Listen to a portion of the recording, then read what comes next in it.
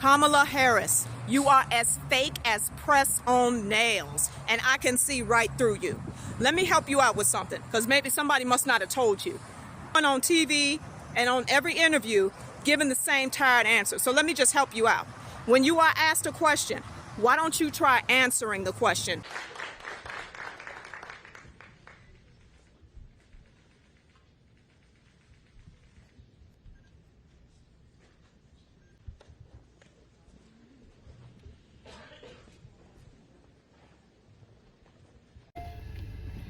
We got to talk about this Kamala interview with OPRAH.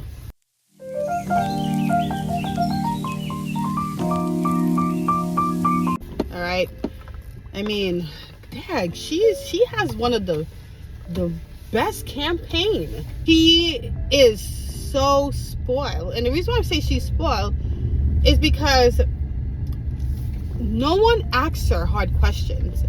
All the interviews that she recently had was scripted, very scripted. And I'm just here just wondering if everyone is paying attention. Like, when you are a president, the president, right, have to deal with a lot of unseen circumstance where you don't have time to think about the right decision, to think about the right answer. You have to make drastic decisions. And this lady, her campaign, like,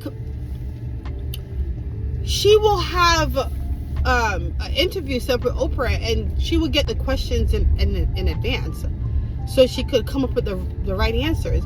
And if you pay attention, all of the answers are the same. She says the same thing. So I was raised as a middle-class kid. I grew up a middle-class kid. I grew up a middle-class kid. I believe in the ambition, the aspirations, the dreams of the American people. You know, we have ambitions and aspirations and dreams. The ambition, the aspiration, the dream. I started my career as a prosecutor. I was a career prosecutor for most of my career. Having a background as a prosecutor, I intend to create an opportunity economy. Developing and creating an opportunity economy. What I imagine and believe and call an opportunity economy. So she has certain themes and she has certain topics and certain phrases that she has practiced. You're gonna see a couple acts about the economy, and she's gonna get the same answer. Well, actually, she doesn't ever answer the question. She filibuster. We really would love to know what your plan is to help lower the cost of living. Yeah, first of all, thank you both for being here. And yours is a story I hear around the country as I travel. And in terms of both rightly having the right to have aspirations and dreams and ambitions for your family, and working hard and finding that the American dream is, for this generation and so many recently, far more elusive than it's been. And we need to deal with that. And there are a number of ways. One is bringing down the cost of everyday necessities, including groceries. She goes all over the place. She goes up the mountain, down the mountain, to the right side, swim in the ocean, and then she come around, and then they don't push back.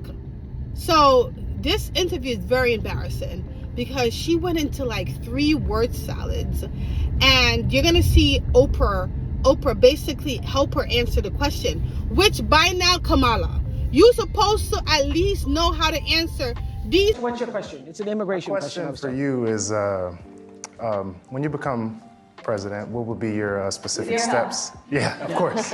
What would be your specific steps to strengthening the border?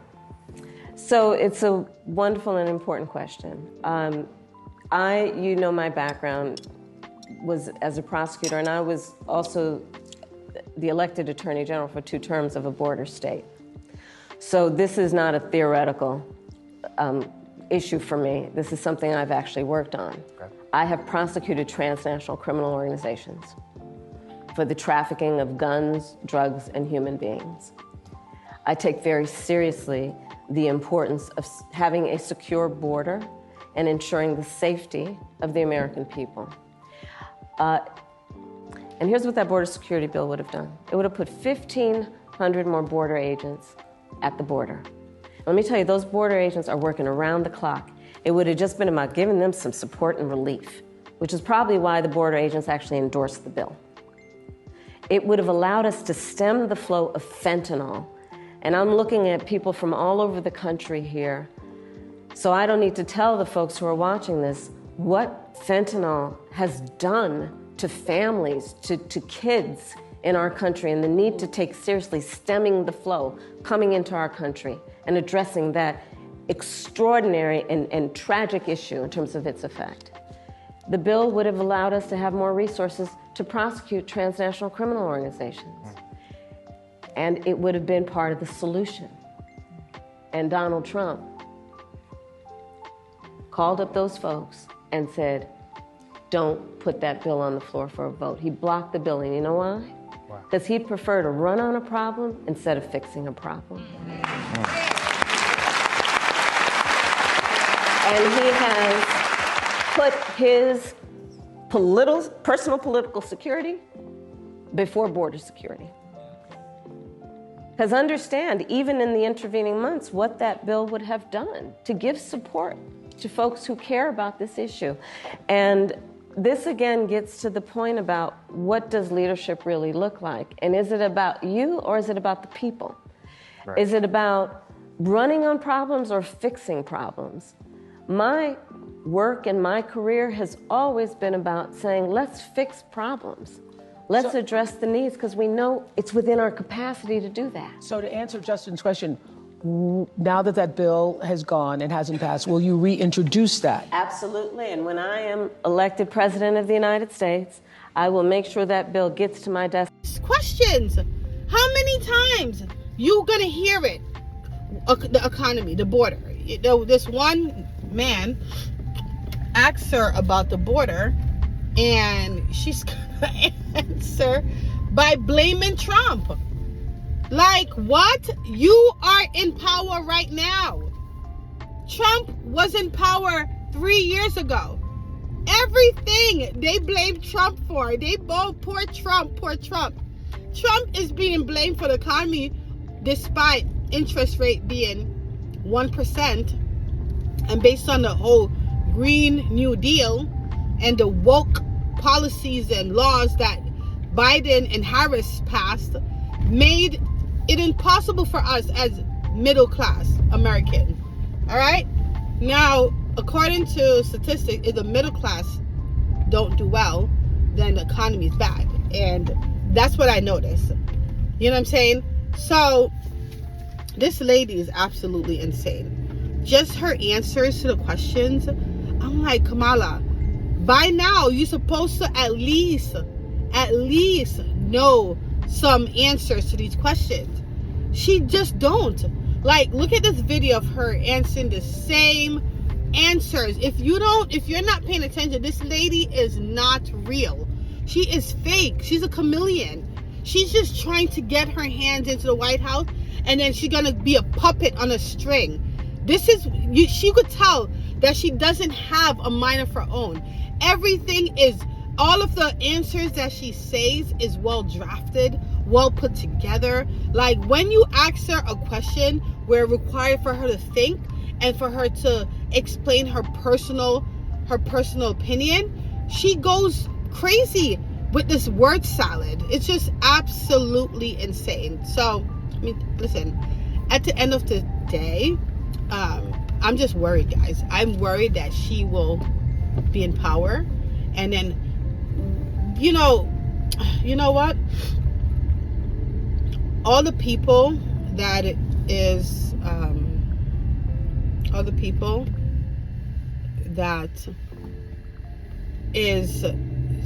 voting for her because she's a woman, like, I hope they will suffer based on her policies, because if you love your family, if you love your life, you will vote based on the economy and the border. That's the big problems. Now, what I notice is a lot of people are saying, oh, Trump is mean, Trump is mean. And I'm like, Trump was president for 4 years and my life was better. I don't care if he's mean. I don't care. I don't care. That's part of life, okay? You work with mean coworkers, you work with mean boss, your family is mean, you know? And if he was mean, why was everyone doing better financially? Why? Why was everybody doing better financially if he was so mean? That's not so. If you're mean, people wouldn't be doing better when you're in power. So I believe part of the Democrat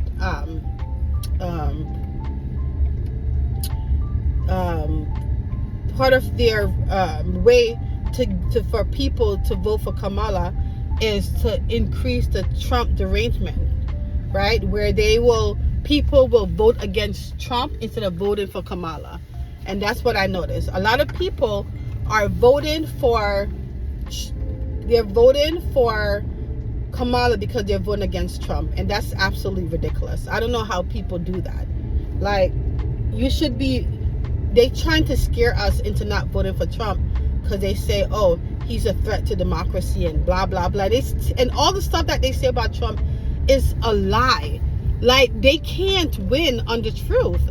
And if you're not an informed voter, they will get you. They will definitely get you. And I think it's despicable. I really think it's despicable. Because at the end of the day, a lot of stuff that they say is a lie. And the media won't ever fact check them. All they talk about is Project 2025 and abortion being, signed into law, and all these things that they talk about, and the media never fact check her. And that's what I find to be very discouraging when it comes to trusting the media, because they don't stand up for the truth. They stand up for the Democrat Party. So they've been bought and sold by the Democrat Party. But listen, I just find that this interview with Oprah, I guess people watched it. What is on your heart to say to the American people as we have 47 days until November 5th? What's on your heart? To say to particularly those people who are still undecided, or maybe indifferent, or on the fence still. We love our country. I love our country. I know we all do. That's why everybody's here right now. We love our country. We take pride in the privilege of being American. And this is a moment where we can and must come together as Americans, understanding we have so much more in common than what separates us. Let's come together with the character that we are so proud of. I guess it's a big deal for when it comes to people knowing her and all this stuff, but her answers are just absolutely ridiculous. It's like she's in La La Land, like la la la la. Ooh, let's be nice, let's be good. I just can't. It's like she's trying to emotionally confuse people. That's what I feel like. I feel like when she's talking, I'm just confused emotionally. And it's very distracting, because if you're not aware of policies and stuff that these people did to us and why we're in this predicament, you will go along with this emotional roller coaster, or this chameleon act where she specifically just confused everyone and have all these word salad just to confuse you to vote for her and just to like her, right? I don't care about liking my politician. What I need them to do is make my life better. That's all I care about. But let me know what you think. Please don't forget to like and subscribe to my channel. Have a great day.